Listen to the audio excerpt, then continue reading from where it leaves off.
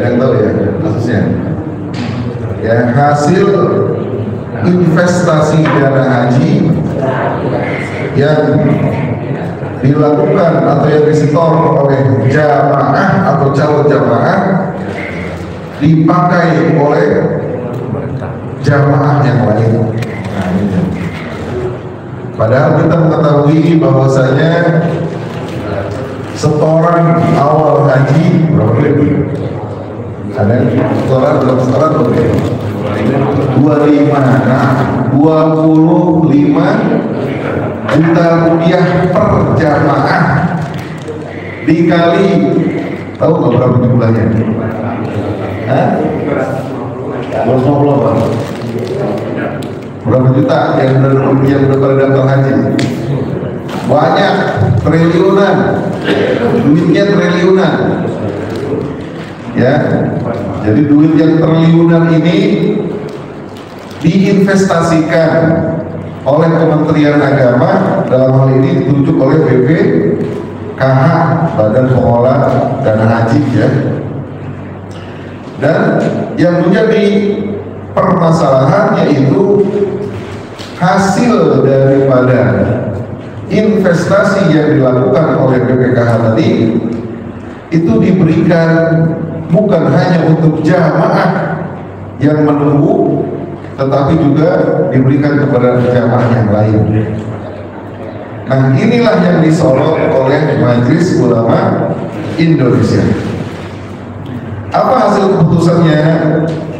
Keputusannya adalah yang pertama, tidak seluruh nilai manfaat hasil investasi dikembalikan kepada calon haji, kepada calon jamaah haji. Nanti kita mau jelasin akadnya apa kira-kira, nanti kita mau bongkar sedikit-sedikit. Kemudian yang kedua, sebagian nilai manfaat yang diperoleh oleh BPKH, dalam hal ini adalah ya Kementerian Agama, digunakan untuk kebutuhan jamaah haji tahun berjalan. Ya, nanti kita menjelaskan. Sehingga yang ketiga, menyebabkan potensi pengurangan hak calon jamaah haji ya di masa yang akan datang. Sebagaimana yang kita tahu, seharusnya dana setoran haji adalah milik pendaftar atau milik calon haji yang belum berangkat. Dia nyetornya sekarang. Ini kalau di kita maksudnya Bekasi atau Jakarta nih? Bekasi berapa tahun Pak? 20 tahun ada kan? Lebih? Masya Allah. Kalau yang daftar 70 tahun baru berangkatnya. Jangan begitu ya. Kalau punya duit, tabung, ya. Mulai buka buku tabungan dah tuh. Kalau misalnya belum nyampe 25 juta, minjem sama mertua kayak gitu ya, supaya daftarnya saat muda. Jangan sampai umur udah pensiun baru daftar haji, umur 60, 70 baru daftar haji ya. 20 tahun lagi kapan berangkatnya? Kapan ya? Gimana nanti kondisi di sana? Padahal yang kita tahu, yang namanya jemaah haji ada syarat yang namanya istiqomah, mampu, bukan hanya mampu dalam keadaan beruang ya, mempunyai finansial yang cukup untuk berangkat haji, tetapi juga mampu dalam hal fisiknya. Ya kan fisik terus tuh ya. Kalau tawaf pakai fisik aja lah, kan tawaf tuh 500 meter ya sekali putaran ya. Kalau dapat di tengah-tengah, kalau dapat dekat-dekat Ka'bah ya lebih pendek. Tapi kalau jamaah haji, waktu zaman haji, waduh, itu boro-boro kita dapat di tengah atau di apa namanya, di matof ya, di tempat tawaf. Bisa jadi kita di atas tuh, di atas gedung itu 1 kilo itu lebih kurang itu sekali putaran. Tawafnya berapa kali putaran? 7 kilo. Nah lo gimana tuh? Harus ada visi. Walaupun Ustaz kan sekarang ada sepeda listrik, iya tetap aja nanti kalau sofa Marwah ada sepeda listrik lagi, entar kalau di di Armina, di Arafah, ya Mina, Musdalifah, nah itu apa listrik kan itu jalan itu ya. Nah ini ya yang agak repot, apalagi waktunya sudah ditentukan. Yang namanya Arafah itu nggak bisa ditukar harinya ya, pada tanggal tertentu, jam-jam tertentu, waktu tertentu, tempat-tempat tertentu, semuanya pluk di situ. Sehingga bukan hanya kekuatan fisik, juga kekuatan mental. Mampu apa enggak, nah itu akhirnya. Nah sehingga ya, dana setoran haji adalah milik pendaftar haji yang belum berangkat. Itu dia. Jadi tadi kalau kita nyetornya 25, ya Bekasi 20 tahun, maka selama 20 tahun,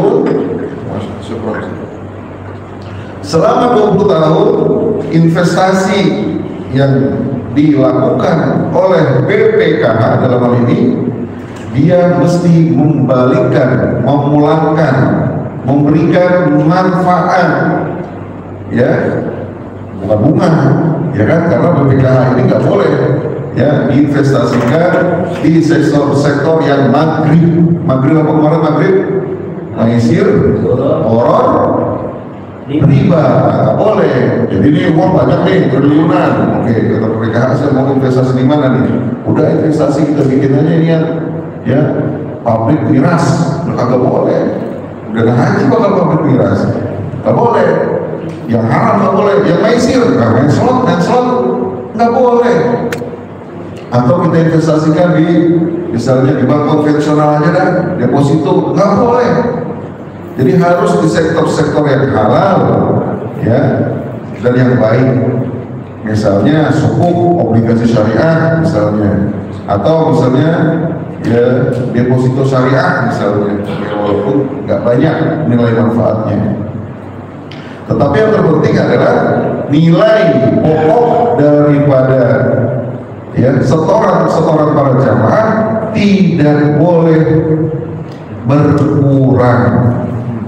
Jadi nggak boleh diinvestasikan di sektor-sektor yang banyak resiko. Hilang terus harga jemaah haji kalau begitu. Giliran ya 20 tahun nomor porsinya keluar dia berangkat, BPKH-nya bangkrut. Nggak boleh, dia harus pintar. Namanya juga BPKH, Badan Pengelola. Ya berarti harus bisa betul-betul mengelola dana haji. Nah, dari uang yang 20 tahun diinvestasikan, maka jamaah yang belum berangkat itu akan mendapatkan ya nilai manfaatnya dari deposito, dari suku, dari yang lain-lain yang harus diinvestasikan.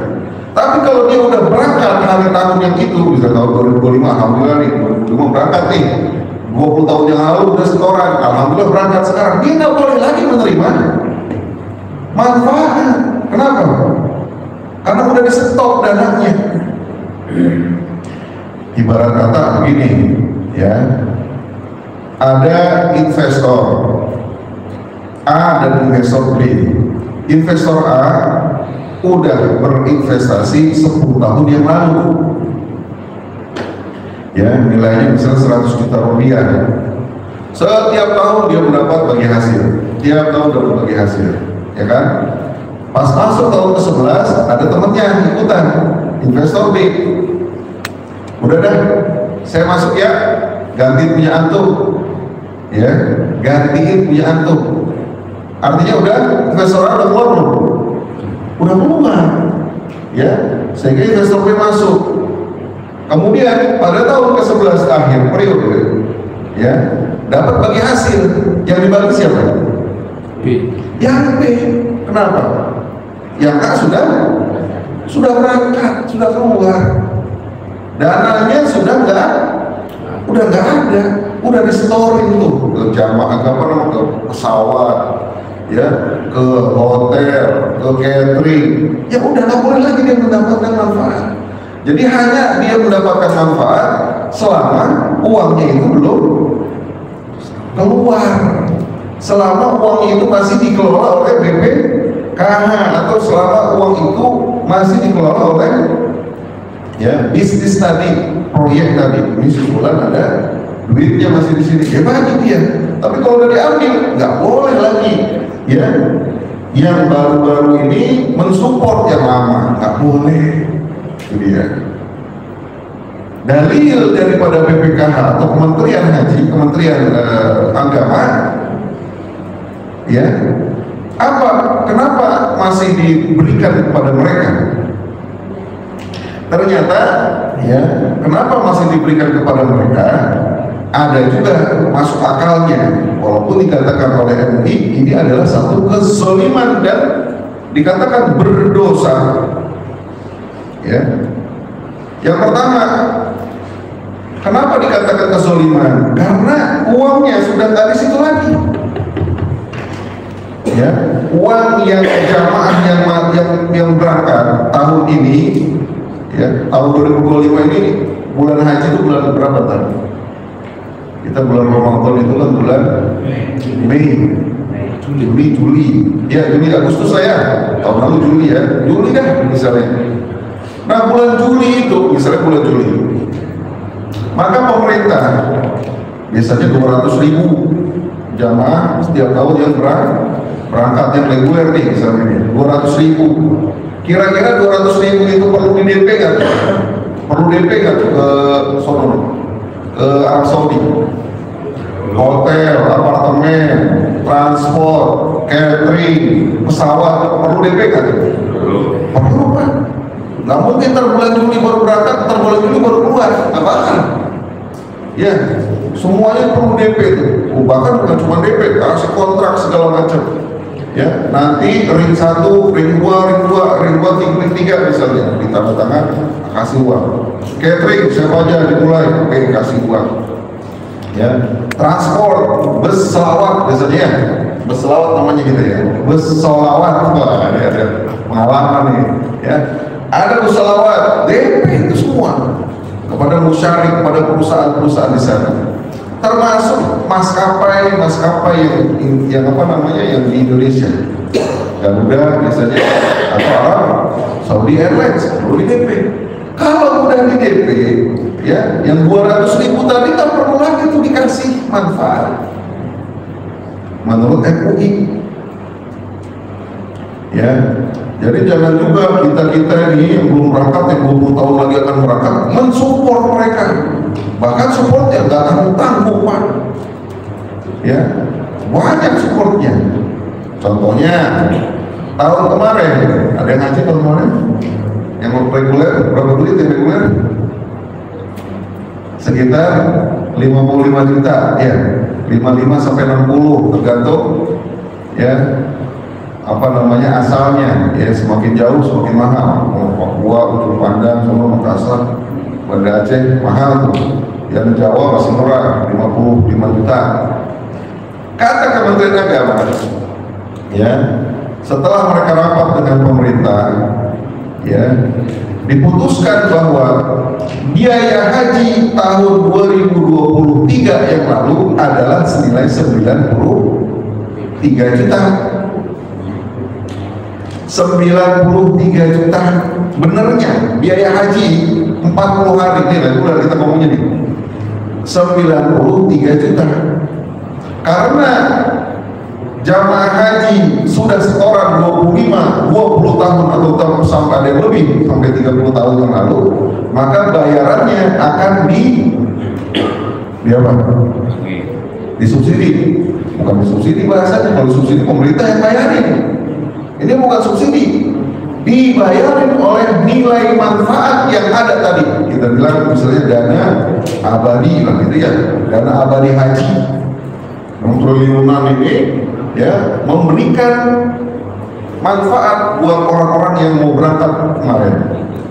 Jadi kalau kita hitung aja misalnya tadi misalnya 60 juta, misalnya paling kita paling tinggi 60 juta orang bayaran, kemudian biaya hajinya 90 juta, berarti berapa nilai manfaat yang diperoleh oleh setiap jemaah haji? 30. Banyak kan tuh? Banyak Pak, 30 juta kali 200 ribu, ya 200 ribu orang kali 30 juta, berapa duit? Banyak ya? Mau nggak sanggup ya menghitungnya ini. Berapa triliun juga Pak ya? 6 triliun. Oh, luar biasa tuh. Triliun Pak. Yang nanggung siapa? Yang nanggung adalah semua jamaah haji yang masih belum berangkat sahih. Nggak boleh. Ya, kata Kementerian Agama, kalau kita nggak bolehin, maka dananya akan membengkak nanti. Ya, jadi nggak 30 lagi yang diberikan oleh dana hasil manfaat tadi, paling ya 10, 20 paling banyak, sehingga nanti para jamaah akan menyetor kekurangannya lebih besar lagi. Kata MUI, nah kalau begitu buat apa ada BPKH kalau begitu? Ya, adanya BPKH yang ngurusin benar-benar ini nggak ngurus apa-apa nih.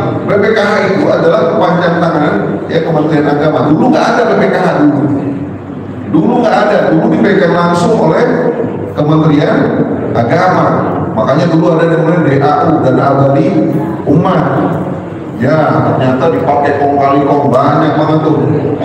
Ya dipakai, akhirnya dibikinlah badan tersendiri yang bertugas untuk ya mengelola dana haji, mengelola doang supaya di dana haji bisa optimum pendapatannya, ya manfaatnya nggak hilang pokoknya. Itu aja intinya tuh sebetulnya. Ya, jadi dibentuk khusus unit badan ya oleh pemerintah yang langsung bertanggung jawab kepada presiden khusus untuk mengelola dana haji. Katanya ini gajinya gede-gede, masa yang begituan umur ya disuruh mikir kita yang kagak diberikan wewenang. Contohnya misalnya diberikan studi kasus misalnya di Malaysia ada yang disebut dengan tabung haji. Nah bedanya dikit ya, kalau dia nggak ada di bawah kementerian, dia khusus tuh tabung haji, namanya tabung. Maka fungsinya apa? Fungsinya tabung haji itu apa? Fungsinya tabung haji adalah untuk menerima uang dari masyarakat dalam hal menginvestasikan atau menabung untuk berangkat haji. Makanya gedungnya kayak tabung Pak. Kayak tabung gitu gedungnya ya. Bentuknya ada jaringannya gitu. Bentuknya itu di Kuala Lumpur, tabung haji. Ya. Nah tabung haji ini sebetulnya kita udah ada tuh kemarin. Ya. Ada kampung haji kalau nggak salah ya, kita waktu itu ya programnya. Program yang dicanangkan kalau nggak salah sama presiden yang kagak jadi, calon presiden yang kagak jadi, ya kampung haji. Kenapa? Akan dibuat di Mekah itu kampung haji. Jadi disentralisasi lah bahasanya gitu. Mulai dari hotel, mulai dari apartemen, mulai dari catering, kemudian transport, semua udah ready di sana. Nggak lagi kita tangan nggak pakai, udah punya Indonesia semua di sana. Yang namanya haji udah pasti kepake. Yang namanya haji udah pasti kepake. Sekarang bertanya umroh, pernah kurang nggak kita kira tuh jamaah Indonesia kalau umroh? Kayaknya pol terus tuh ya. Pesawat tuh Saudi Arabia, ya kan Saudi Arabia kan langsung kalau ke Madinah, Jeddah, Riyadh, nggak pernah kosong. Pesawatnya nggak pernah kosong. Bahkan sekarang pesawat-pesawat yang lain itu juga ikut-ikutan, kayak Lion Air, ya kan, Air Asia. Kenapa? saking banyaknya orang yang mau menuju ke Baitullahil Haram. Jadi sebetulnya dan kampung haji, ya, kalau dibuat, ya, nanti kan tinggal nego saja sama pemerintah Saudi. Kalau emang kagak bisa memiliki tanah, gitu ya. Kalau nggak bisa memiliki tanah, maka sewa misalnya. Tetapi sewanya 100 tahun, nggak perlu mikirin lagi. Kalau yang sekarang coba lihat, sebentar lagi ini udah mulai. Sekarang udah PPIH, udah penyeleksian petugas haji, ya, tahun 2025. Udah baru mulai kemarin.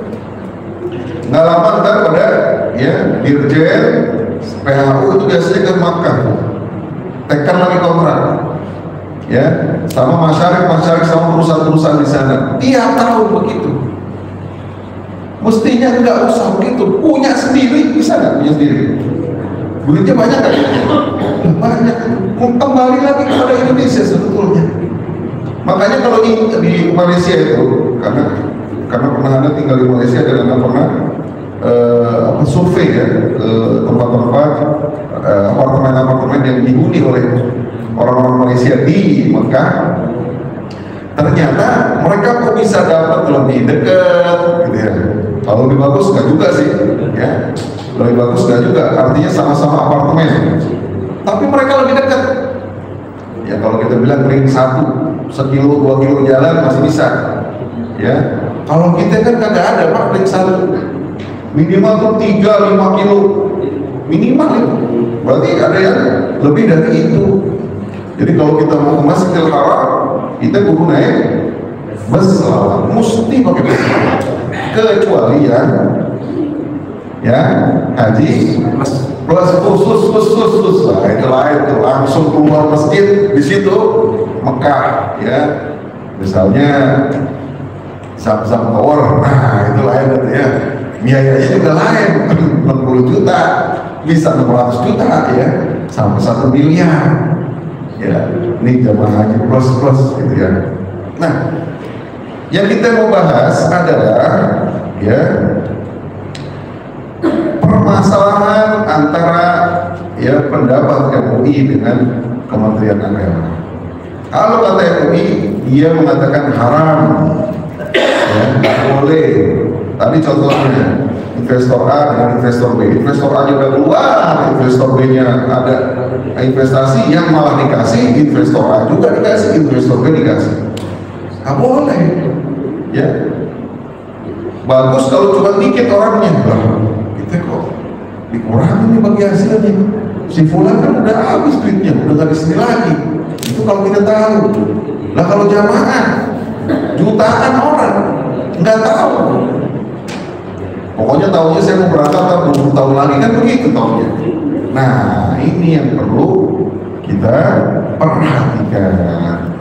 Jangan sampai menzolimi orang-orang yang belum berangkat. Mestinya nilai manfaatnya buat yang belum berangkat malah diberikan kepada yang sudah berangkat. Boleh ditasarrufkan, jadi dana haji tadi yang dikumpulkan oleh BPKH boleh ditasarruf. Tasarruf itu digunakan, diinvestasikan, ya, untuk hal-hal yang produktif. Disebutkan ditempatkan di perbankan syariah atau diinvestasikan dalam sukuk.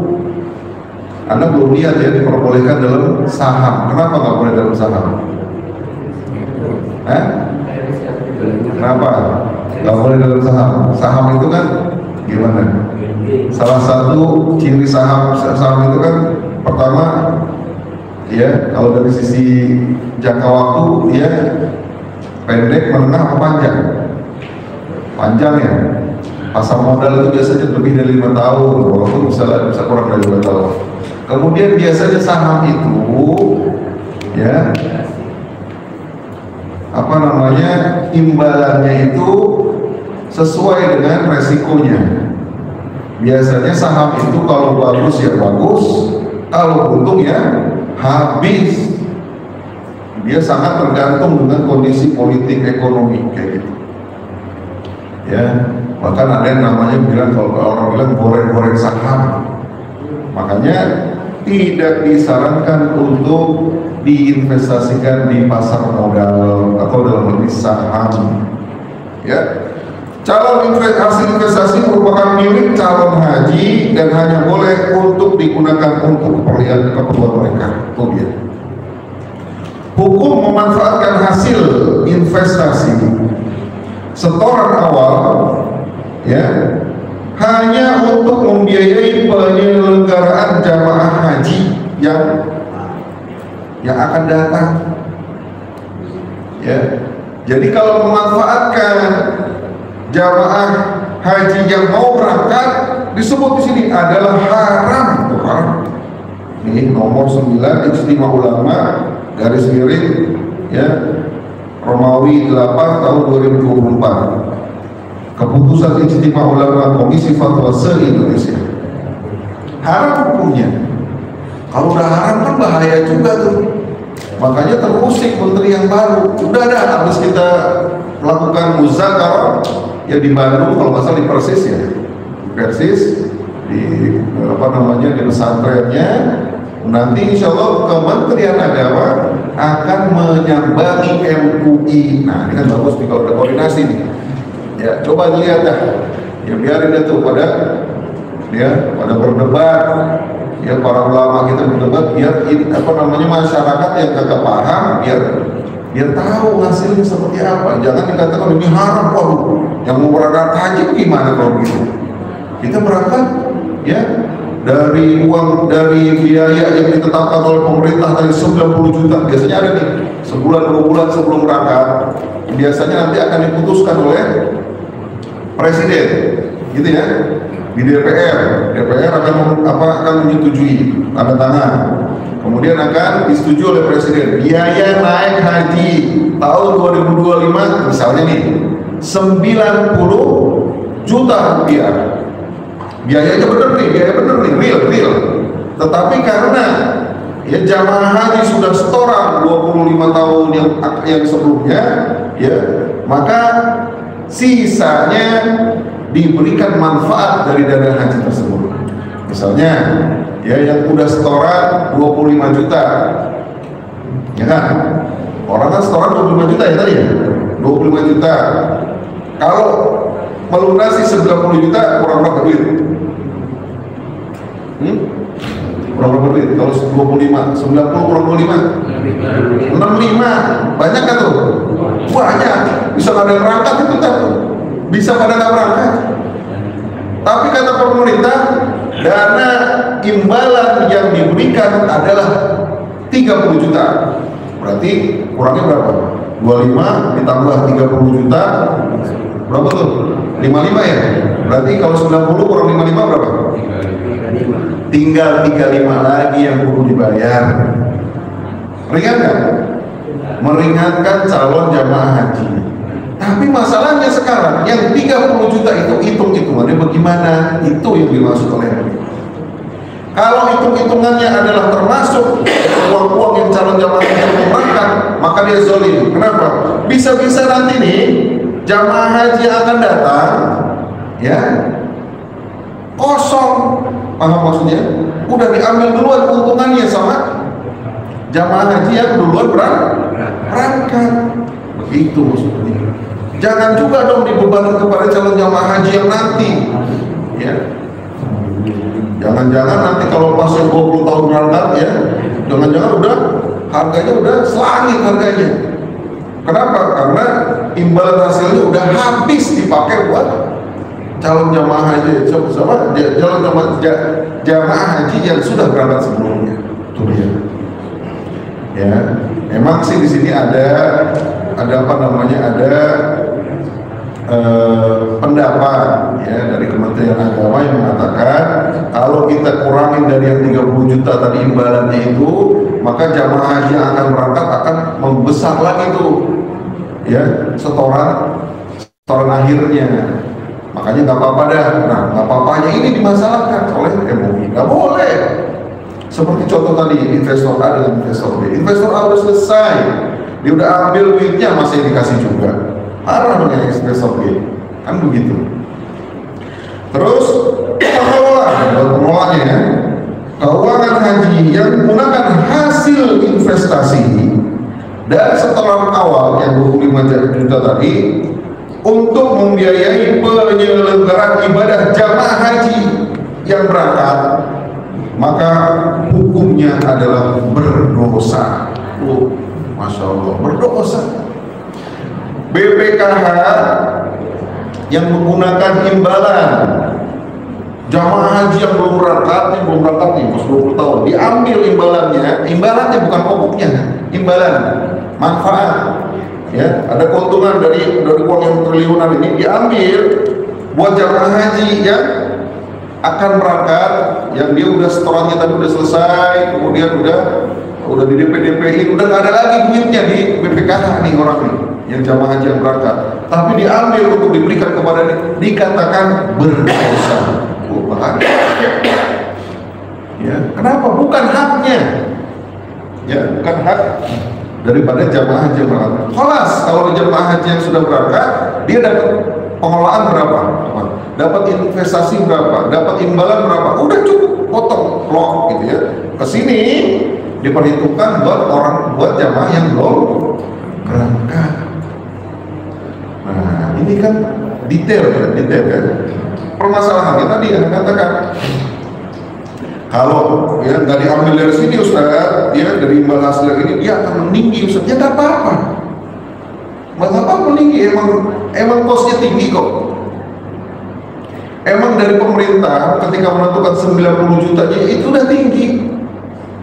Masalahnya sekarang ya yang mau dicari solusinya itu adalah bagaimana kos hajinya itu supaya tidak tinggi. Nah itu masalahnya. Kok bisa-bisanya Indonesia dari tahun berapa kita haji? Ya sebelum merdeka kita udah haji ya.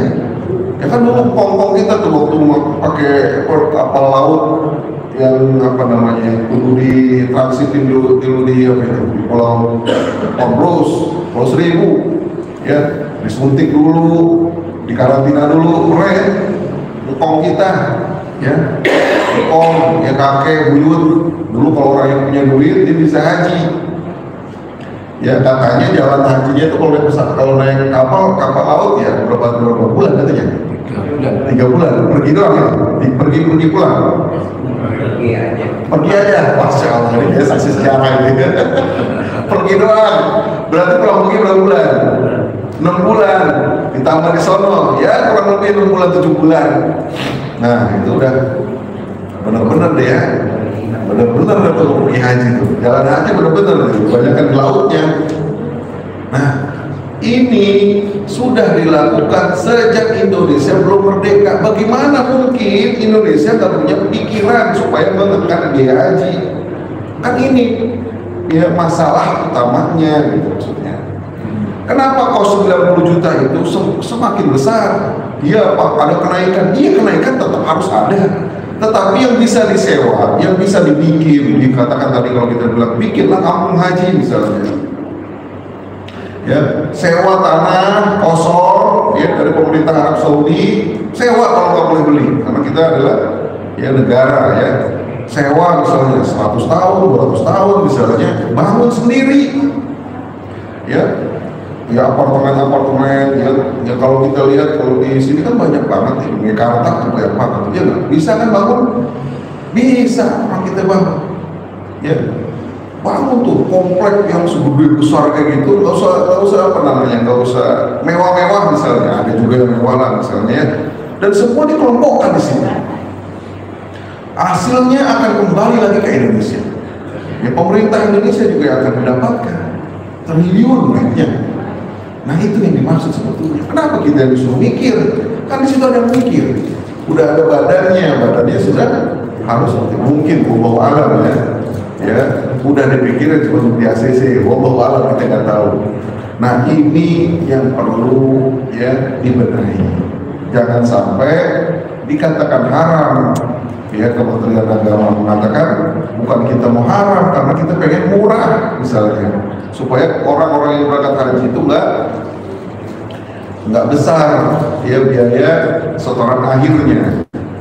Baik, rekomendasinya apa? Rekomendasinya ya, Badan Pengelola Haji BPKH, Badan Pengelola Keuangan haji melakukan perbaikan tata kelola. Namanya pengelola, ya tata kelolanya dulu diperbaiki. Tata kelola keuangan haji dengan menjadikan keputusan ijtima ini sebagai panduan. Jadi nggak boleh investasi yang bukan miliknya, kemudian imbal hasil yang bukan miliknya nggak boleh diserahin kepada orang lain atau jamaah yang lain. Udah cukup, dia udah cukup. Dia udah 20 tahun yang lalu, dapatlah 20 tahun yang lalu imbal hasilnya cukup segitu. Yang sekarang 20 tahun yang akan datang dapatlah imbal segitu. Itu kan harus ada hitung-hitungan. Nggak mungkin orang yang baru 7 tahun daftar haji, ada nggak ya daftar haji baru 7 tahun atau dia langsung naik haji? Ada nggak? Ada kali ya? Ya, ada yang udah nungguin 20 tahun. Harusnya beda-beda imbal hasilnya, betul nggak? Kalau mau adil harusnya beda-beda. Yang 7 tahun, yang 8 tahun, yang 9 tahun, atau yang 20 tahun dengan 21 tahun. Ya, yang 20 tahun ternyata ketika dikeluarin namanya proporsinya dia berangkat haji. Tapi dia nggak siap. Wah, saya terpisah Pak dengan istri saya tanya bareng sama istri saya tahun depan. Oke, di 20 tahun naik tuh yang 21 tahun jadi berangkat. Nggak mungkin harusnya sama. Berapa bayarnya? Sama, 30 juta juga nggak boleh. Kenapa? Yang lamaan mestinya mendapatkan imbal hasil yang lebih. Yang lamaan, yang lamaan restorannya, ya lebih banyak dapat imbal hasilnya. Nggak boleh disamain sama yang lebih cepat.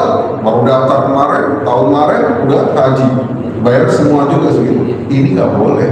Sebetulnya kan itu kan pakai bisa ya dibagi, bisa dibikin aplikasinya, ya nggak ribet lah. Kalau udah ada sistem, insya Allah itu akan keluar.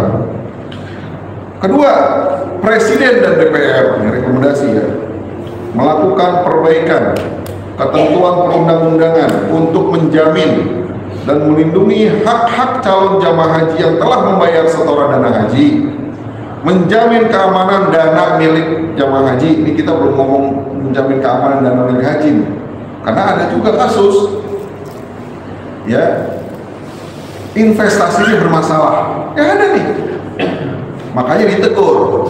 Ya tadi nggak boleh yang maghrib, ya kemudian nggak boleh di sektor, nggak boleh di tempat-tempat atau proyek-proyek yang high risk. High risk itu apa namanya, besar resiko ya, tinggi resikonya. Ya, kenapa kalau tinggi resiko? Karena duit jamaah bisa hilang. Siapa yang mau nanggung kan gitu. BLBI, bantuan likuiditas nggak ada hubungannya. Ya.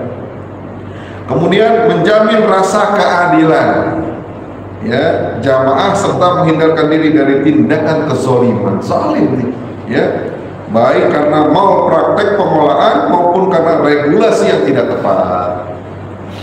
Kemudian yang ketiga, untuk BPK, Badan Pengelola Keuangan, dapat menjadikan keputusan ijtima ini sebagai acuan dalam melakukan pemeriksaan keuangan haji. Nah, ini udah curigain lagi, bakal banyak yang kena nih, ya. Agar hak-hak jamaah haji dapat dilindungi secara optimal. Baik. Sekarang kita mau bahas, kenapa sih, ya, BPKH itu tidak boleh memberikan hasil atau manfaat kepada jamaah yang sudah berangkat atau sudah ya ditentukan berangkat. Ini kan punya, kan ada jamaah yang mau berangkat tahun ini kan ada nih, ya walaupun belum ditentukan ya. Jamaah yang mau berangkat tahun ini 200.000 orang, nomor 1 sampai 200.000 nomor list.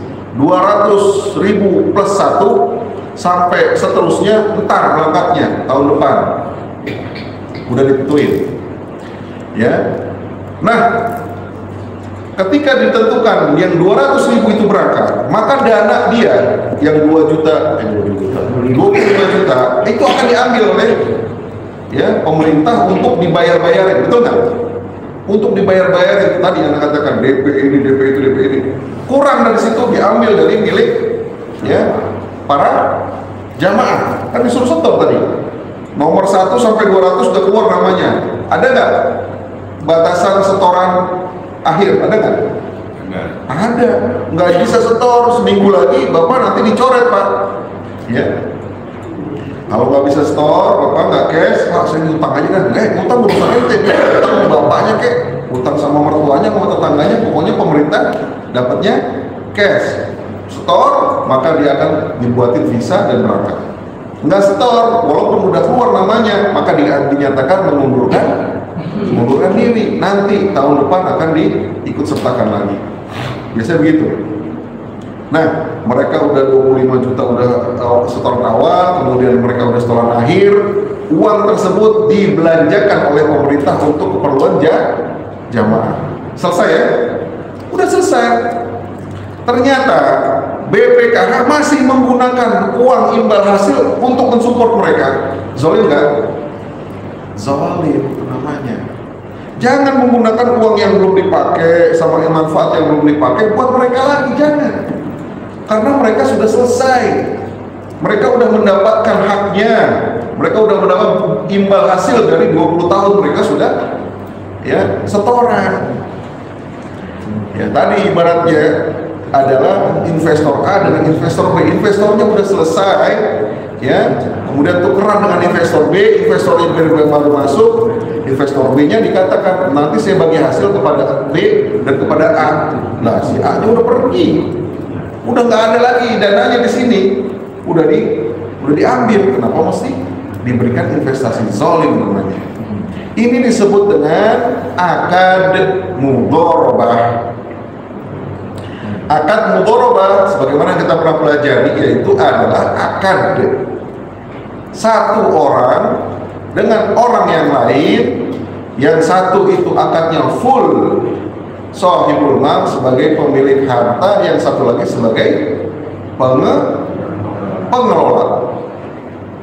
Dalam hal ini shahibul malnya siapa? Pemilik hartanya siapa?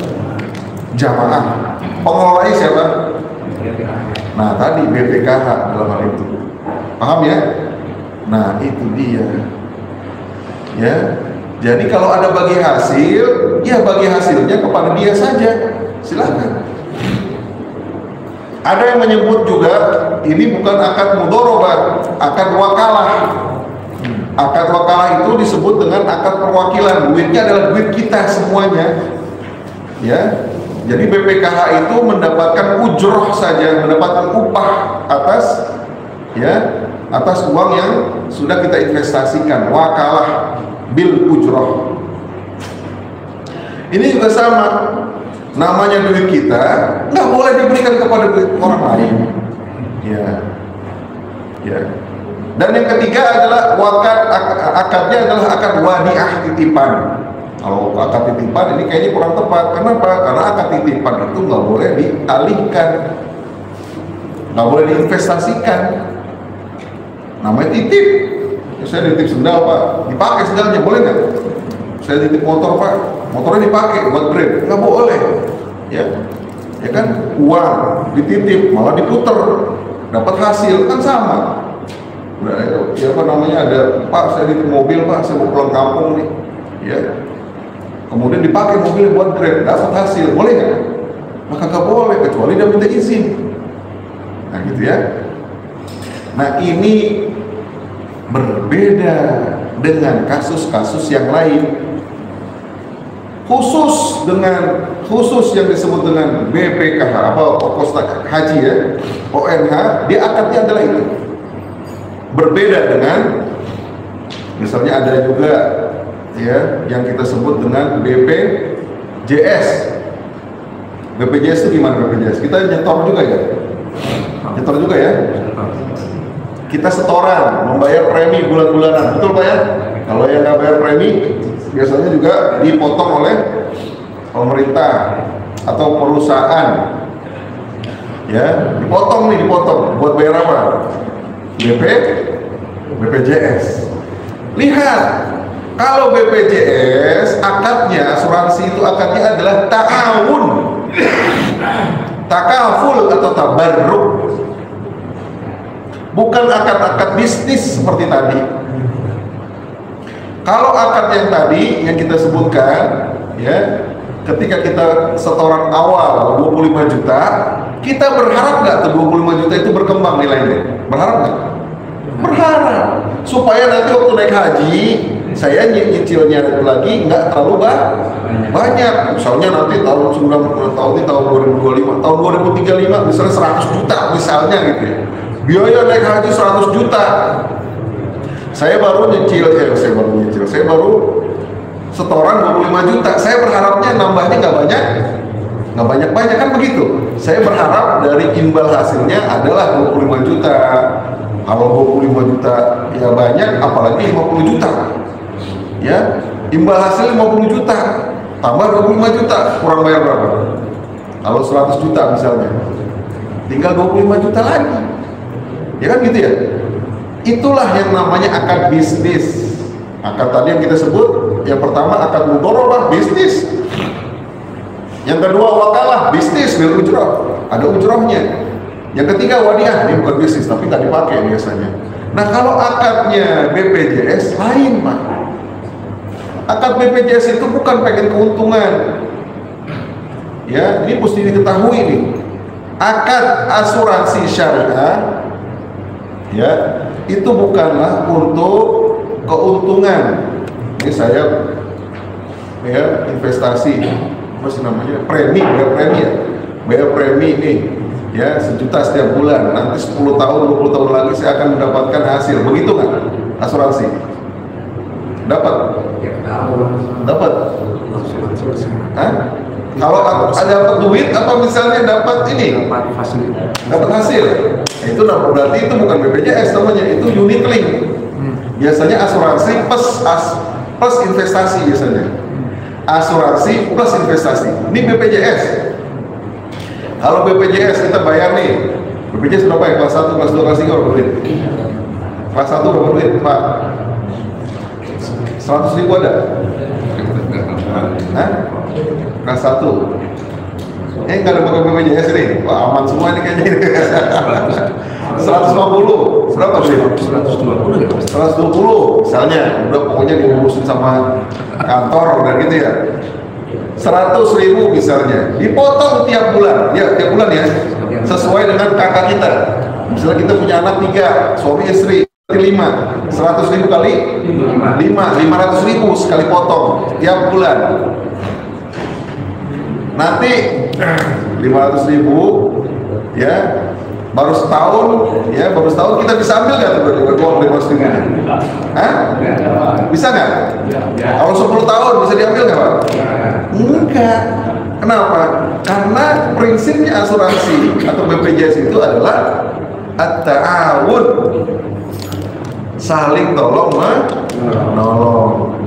Yang kelebihan, yang surplus, dia bisa mensubsidi atau menghibahkan harta yang udah di-store ke badan pengelola jaminan sosial ini ya, BPJS ya? BPJS ada 2, kesehatan dan tenaga. Oh iya, kesehatan dan tenaga kerjaan. Kesehatan dulu Pak ya, kesehatan ya, yang kita biasanya pakai. Maka orang-orang yang kesusahan akan disupport oleh dana-dana yang berlebih tadi. Ini bukan akad mudharabah, ini bukan akad wakalah, ini bukan akad wadiah, tapi akadnya adalah tabarruk, saling tolong menolong. Hibah dah, bahasanya hibah. Saya ngasih, ya pokoknya tiap bulan saya ngasih 500.000. Kalau saya sakit, saya alhamdulillah saya bisa tertolong, tercover. Kalau saya nggak sakit, saya bisa mengcover ke yang lain, orang lain. Paham ya? Ini harus dibedain nih. Jadi kalau begitu Ustaz, ya BPJS kalau begitu haram juga Ustaz. Kenapa? Karena yang satu ya nggak bayar, tapi di cover dia. Oh, bukan begitu. Ya, beda dengan jamaah haji, beda akadnya. Jadi kalau BPJS ya adalah akadnya tabarruk, saling tolong menolong, takaful, saling menanggung, ta'awun, saling membantu. Ya, jadi kalau ada orang yang sakit, maka dia dibantu oleh orang yang nggak sakit. Ya, walaupun baru 1 bulan Ustaz BPJS, ya gitu ya. Baru yang nyicil 1 bulan dia sakit, di cover kan? Di cover, gitu ya. Baik, 531 kita berikan kesempatan untuk tanya jawab, mungkin kalau ada yang mau ditanya. Fadal, bukan tanyakan. Yang tahu 1, 2, ada 2. Assalamualaikum warahmatullahi wabarakatuh. Waalaikumsalam. Ustaz, kalau saya melihat yang orang mau haji ya, itu niatnya itu tidak berharap bahwa ada nilai manfaat kalau di kampung-kampung seperti itu. Dia berharap kalau sudah bayar itu ya di kemudian hari dianggap sebagai niat untuk berhaji.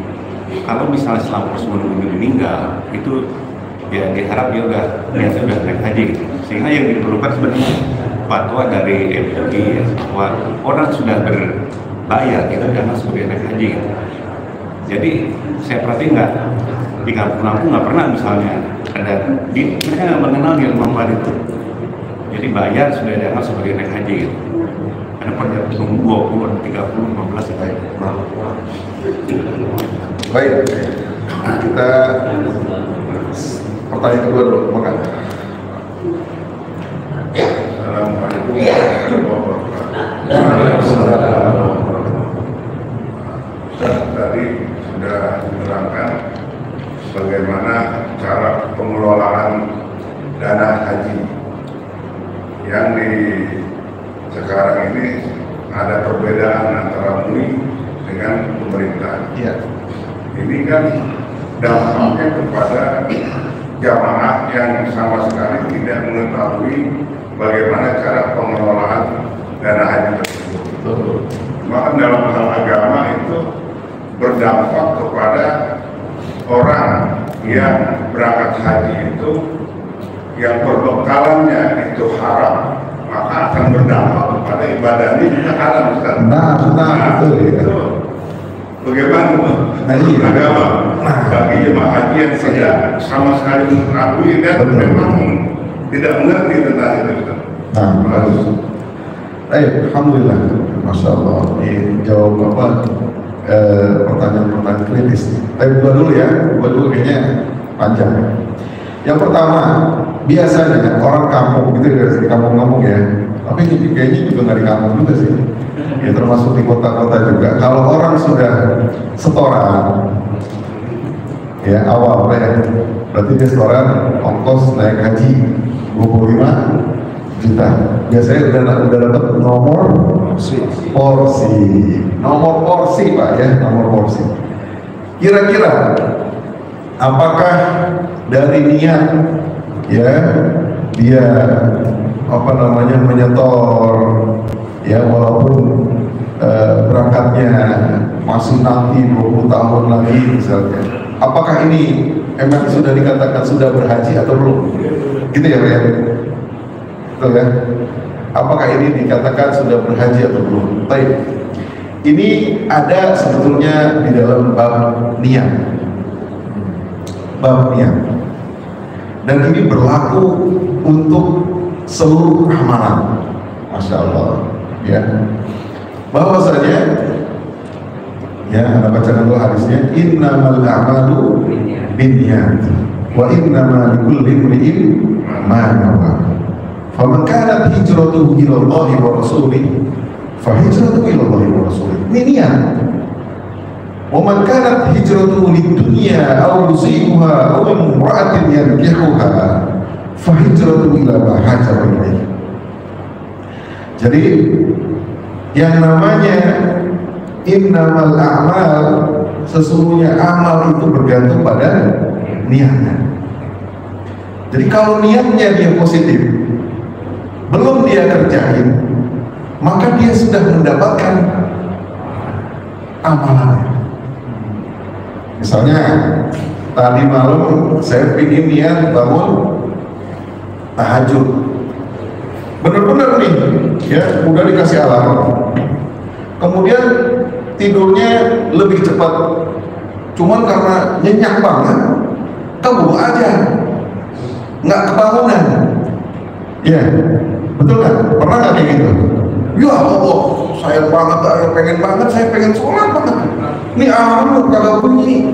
Ya mungkin ada geledek, gedor. Insya Allah. Kedinginannya nggak kan, akhirnya pakai selimut, nggak kedengeran nih. Akhirnya keliwatan tuh sholat tahajudnya. Maka niat kita melakukan sholat tahajud dicatat nggak?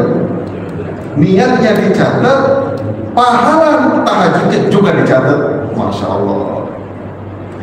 Berbeda dengan niat lidunya au yusibuha au imra'atin yankihuha, ya, yang berkaitan dengan dunia, perempuan, ya, hawa nafsu, ya, maka itu tidak dicatat. Masya Allah, ya.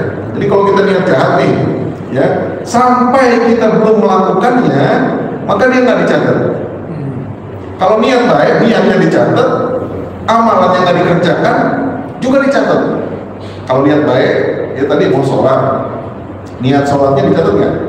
Dicatat. Amalannya yang kita tinggalkan karena nggak bisa kita lakukan, ya karena di luar puasa kita, ya orang tidur gimana, ya kan? Ya di luar puasa kita, maka dia dicatat menjadi pahala. Yang satu lagi, kalau niat yang jelek, ya niatnya jelek, kemudian dia nggak jadi melakukannya, maka nggak jadi dicatat. Itu rahmatnya Allah. Kalau mau katanya adilnya Allah, barunya dicatat. Kalau itu banyak banget kita salahnya. Baru melihat yang dikit, bening dikit, wah dicatat. Kan begitu? Nggak jangan itu. Ya selama dia belum turun ke jiwa, ke apa namanya, dari kan pandangan mata turun ke hati turun ke kemaluan, yang membenarkan itu kemaluan, berzina artinya, maka kan dicatat. Ya. Nah begitu juga, ya yang namanya haji, ya kalau sudah berniat haji, bukan cuma niat, ini beda ya, orang berniat benar-benar dengan niat yang benar dengan cuma niat doang, ini berbeda. Kalau yang disebut benar-benar mau haji, niat, maka dia harus mengumpulkan uang untuk bagaimana dia bisa melakukan haji. Apakah dengan menyetor awal tadi 25, ya kadang-kadang ada orang gampang 25 tinggal setor sebulan bisa selesai. Ada nggak yang bertahun-tahun? Ada nggak? Ada Pak. Yang cuma 10.000, 20.000 sehari, 10.000, akhirnya sampai setahun, 2 tahun, 3 tahun ketumpul 10 juta. Alhamdulillah, semakin semangat, 5 tahun ketumpul 25 juta. 15 tahun misalnya dia ngumpulin duit recehan buat mendapatkan 25 untuk beda. Ini orang yang niat benar-benar. Jadi niat itu bukan hanya sebagai ucapan, tetapi juga dilakukan melalui tindakan. Kalau yang seperti ini dilakukan, kemudian dia tidak kesampaian umurnya, gimana? Umur itu kan urusan siapa? Urusannya Allah. Artinya dia udah niat, betul nggak? Setorannya udah. Akhirnya dia nggak sampai berangkat kalau umurnya. Mudah-mudahan Allah catat dia juga sebagai orang yang sudah berhaji. Tapi pasti berbeda dengan orang yang benar-benar jalan haji yang tadi, ya orang yang udah tidur, oh pokoknya saya harus bangun, akhirnya dia bangun. Beda nggak dengan orang yang bangun dengan orang yang masih tidur, walaupun sama-sama niatnya bagus, pasti ada perbedaan. Ya gitu ya Pak ya. Jadi tetap itu adalah rahmatnya dan rahimnya Allah Subhanahu Wa Taala kepada para hambanya.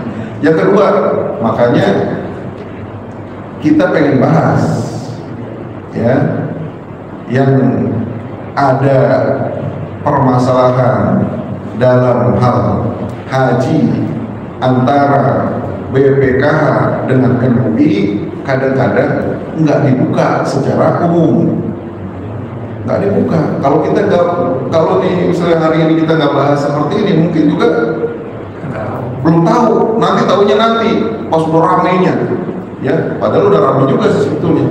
Karena kebetulan anak ikut di MUI gitu ya, jadi anak pengen sepertinya ini perlu disampaikan gitu ya. Misalnya ada beberapa kasus kontemporer. Ada nggak sekarang orang yang tiba-tiba jadi konten kreator? Ada nggak? Banyak. Ya pokoknya punya handphone, apa aja ya yang toleran gituin ya. Bos yang gede-gede itu toleran, waduh. Semua jadi konten kreator. Kadang-kadang ada tuh yang dapat fulus, ada nggak? Ada yang dapat fulus kan? Mungkin mengeluarkan pendapatan YouTuber dari konten kreator. Bagaimana zakatnya? Kan tadi bahas tuh dalam fikih klasik. Coba kalau kita ya bahas, kemudian mungkin diviralin, ya orang jadi mendengar gitu ya. Yang nggak di sini kan nih kelihatannya hampir milenial kolonial nih kan ya. Kalau yang generasi Z atau ke bawah, wah bener banget tuh melihat, wah ternyata ada pendapatan-pendapatan yang diperbolehkan dan ada juga yang nggak diperbolehkan. Mana yang boleh diterima, mana yang nggak boleh diterima. Kalau boleh diterima ada zakatnya atau tidak. Ini kan permasalahan masyarakat yang sudah terjadi dan belum dibahas secara luas. Nah makanya karena itu ya kita perlu bahas. Memang kalau nggak dibahas kita jadi nggak tahu ya Pak ya. Kan tadi kan yang berdebat kan yang di atas, kita yang apa namanya yang jamaah yang di bawah tahunya Bapak ya berangkat dari duit haram. Kenapa dari duit haram? Tuh kata MUI haram hukumnya ya mengambil ya imbal hasil orang lain. Kita yang berangkat, orang yang kita ambil duitnya nggak boleh. Kalau begitu haji kita haram. Belah, nggak begitu juga Pak. Orang yang kagak tahu, ini hadis sahih, rufi al-qalam. Kata Rasulullah SAW, pena itu diangkat atas 3 perkara. Betul ya? Udah pernah dengar hadisnya? Pena itu diangkat. Artinya pena itu artinya raqib dan atid tidak akan mencatat perbuatan baik dan jahat kita dalam 3 perkara. Apa aja? Yang pertama, nggak tahu sampai dia tahu, betul nggak Pak? Jadi kalau dia nggak tahu nih, nggak tahu, ya nggak apa-apa. Misalnya kita lagi makan nih, ente makan tuh ada lemaknya, lemak babi, loh baru tahu, muntahin. Kalau kita udah makan, besok kita harus tahu bagaimana caranya. Ya nggak tahu, biarin. Orang puasa Pak, orang puasa, ya kan? Dia nggak tahu, lupa. Dia telan aja, telan. Itu tadi puasa, oh iya lupa. Nggak tahu dia bahwa dia lagi puasa. Pernah nggak gitu Pak? Terus makanannya kita congkel-congkel apa gimana? Biarin, rezeki nggak tahu itu makanan. Iya kan? Begitu, orang kagak tahu sampai dia tahu. Yang kedua lagi apa? Atau dua lagi apa? Orang gila, stres sampai dia sadar, sampai dia nggak gila. Ada nggak orang stres sembuh? Ada ya? Ada, ya. Orang stres sembuh yang punya duit yang biasanya dijawab, ya apa namanya di terapi sembuh. Maka taklif berlaku buat dia. Orang stres nggak boleh sholat. Gimana sholat ranjang? Ya kan nggak pakai baju, nggak boleh. Orang jual beli, ya semua rukun apa namanya ibadah, muamalah itu pasti ada syarat berakal, benar nggak? Berakal itu syarat kewajiban menjadi taklif, menjadi hukum, ya syarat yang menjadi rukun dan syarat seseorang apakah ini sah atau tidak sah. Sholat hukumnya wajib bagi yang dewasa, bagi yang berakal. Kalau nggak berakal gimana? Ya nggak wajib. Ya dia main-main sholatnya, dia nggak tahu kewajiban, dia nggak tahu ini nggak tahu. Jadi orang yang stres atau gila sampai dia sadar. Yang ketiga apa? Darurat. Hah? Darurat, bukan. Tidur Pak. Tidur sampai dia bangun. Nah orang bangun nih, tidur nih, capek banget dia nih, baru pulang misalnya. Ya jam 12, jam 1 baru nyampe rumah. Ya ketiduran, capek banget ya tuh, perjalanan jauh, capek, nggak bangun ya subuh jam 4. Dia nggak bangun, baru bangun jam 6 atau jam setengah 7. Maka ketika dia bangun, kewajiban sholat subuhnya baru muncul. Ya jangan pas lagi subuh, nggak tahu dia. Orang nggak hilang kesadarannya. Jadi pas dia bangun, maka bagi dia adalah kewajiban menunaikan sholat subuhnya saat itu. Bagi dia, bukan semua orang. Ya, kalau darurat maka ini bukan kondisi ya. Kalau darurat itu adalah rukhsahnya Allah Subhanahu wa taala. Rukhsah itu adalah keringanan dari Allah Subhanahu wa taala untuk ya hamba-hambanya yang dalam kesulitan, biasanya seperti itu. Wallahu a'lam bishawab. Baik, kita cukupkan ya. Kita cukupkan ya kajian subuh kita. Mudah-mudahan apa yang disampaikan bisa membuka wawasan kita, bisa bermanfaat, bisa kita dalami lagi ya, supaya kita tidak terjebak dari hal-hal yang syubhat, yang horor, yang mesir dan lain-lain. Wallahu a'lam bishawab. Ya, kita tutup dengan hamdalah dan kafaratul majlis. Alhamdulillahirabbil alamin. Subhanallahumma wa bihamdika asyhadu an la ilaha illa anta astaghfiruka wa atubu ilaik. Jazakumullah ala husni ihtimamikum. Assalamualaikum warahmatullahi wabarakatuh.